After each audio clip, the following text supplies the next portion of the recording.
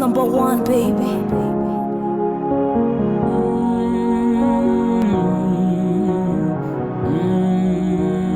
Sorry. I'm sorry for the pain, I'm sorry for the killings, sorry for the femicide, hope you get healing. Consent. Sorry for the culture of rape and all evil, call it what it is, no more, call it what it is, no more hiding, man. Hello, Nduta, Jerry, Shiko, Brenda, Wairimo, Mwende Dem. So many names, I can't recall all, so hello to all the ladies. I hope you get this call, but if you don't, I hope you get to watch my video so that you get my message. I heard from your friend that you've become suicidal. I read from your post that you wish the world had no men in it. I heard you can't even go on friendly dates anymore because you're not sure how they'll end. I heard you're always conscious of what you wear, whether it's a mini or a maxi dress, a hijab, hoodie or a baggy trouser, you still don't feel safe walking in public. I heard that you fear walking alone along the road no matter the time, and that you fear boarding a matatu or an Uber because you might reach your destination physically, mentally and emotionally broken. I heard that you hate going to school, to work, and even worse, going back home, and for all this I feel guilty, so I say sorry. I'm sorry for the day I spanked your ass as you walked by.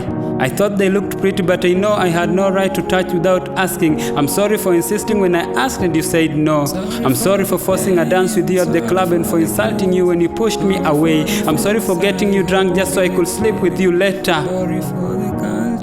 I'm sorry for touching your breasts and thighs in a matatu even though I didn't know you, and for doing so, assuming that knowing you was consent enough. I'm sorry for forcing myself on you just because you are my girlfriend. I didn't care about your pain, just my pleasure. I'm sorry for accepting your advances even though you were an underage. It was my responsibility as the adult to say no. I'm sorry for standing by as my friends made fun of you and for not saying a word when those strangers insulted you just because of your dressing. I'm sorry for standing by as that man took a video of you without your consent. I'm sorry that you had to give sex to get a job. I'm sorry you had to give more sex to keep it.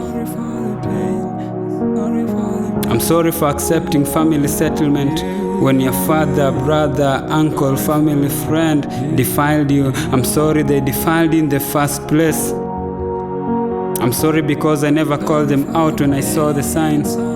I never called them out when I heard them disrespecting women in their conversation. I never called them out when I heard them objectifying girls during their boys' talk. I never called him out when the other girl reported what he had done. I never called him out. Instead, I made excuses for him.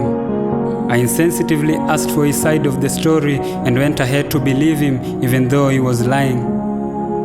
I stood by and watched as your mother beat you up for wanting to tarnish a good man's name. And when you said men are trash, I concentrated on not all men, knowing very well that men don't come with stamps on their forehead showing who's trash and who's not. And when you advocated for women's rights, I derailed your campaign by asking, why don't you speak when men undergo the same?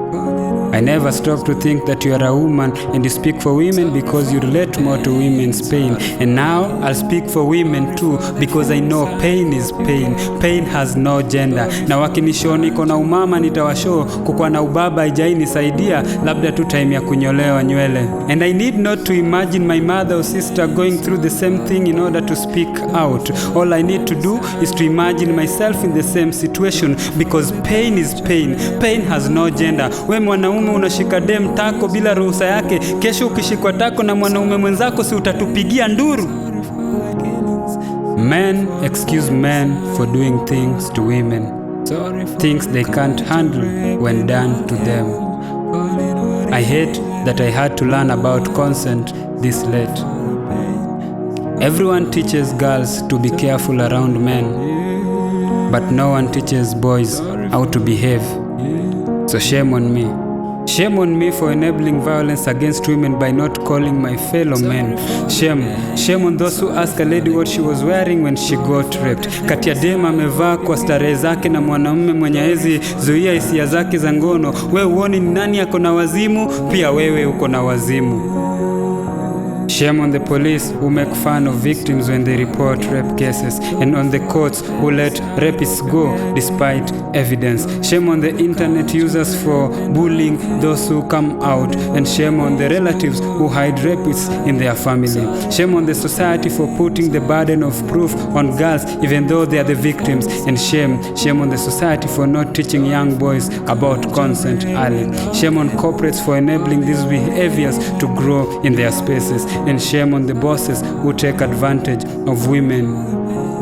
Shame on the broken men who exercise their power by sexually assaulting and killing women. CEO. I'm sorry for the pain, I'm sorry for the killings, sorry for the femicide, hope you get healing. Sorry for the culture of rape and all evil, call it what it is, no more, no hiding.